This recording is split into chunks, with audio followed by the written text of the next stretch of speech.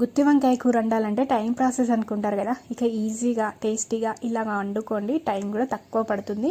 ఇక గుత్తి వంకాయ కూర ఎలా చేసుకోవాలో చూద్దామా. పల్లీలను డ్రైగా వేయించుకొని పక్కకు తీసుకోవాలి. కడాయిలో ఆయిల్ వేసి టమాటా ముక్కలు, పచ్చిమిర్చి ముక్కలు, ఉల్లిపాయ ముక్కలు మెత్తగా అయ్యేంత వరకు ఉడికించుకొని పల్లీలలో హోల్ గరం మసాలా వేసుకొని ఉడికిన టమాటా ముక్కలు కూడా వేసుకొని చల్లారిన టమాటా ముక్కల్లో కారం, ఉప్పు, ధనియాల పొడి వేసుకొని మెత్తగా రుబ్బుకొని పక్కకు తీసుకోవాలి. ఇక కడాయిలో ఆయిల్ వేసి వంకాయ ముక్కల్ని కూడా కొంచెం ఉప్పు వేసి 5 నిమిషాలు పచ్చివాసన పోయేంత వరకు వేయించుకోవాలి.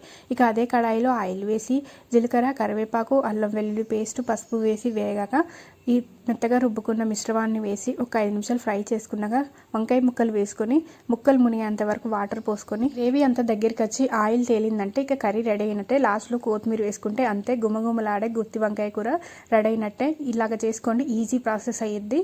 ఇంకా టైం కూడా సేవ్ అయ్యిద్ది. మీకు నచ్చిందా? నచ్చినట్టయితే సబ్స్క్రైబ్ చేయండి, లైక్ చేయండి. Thank you so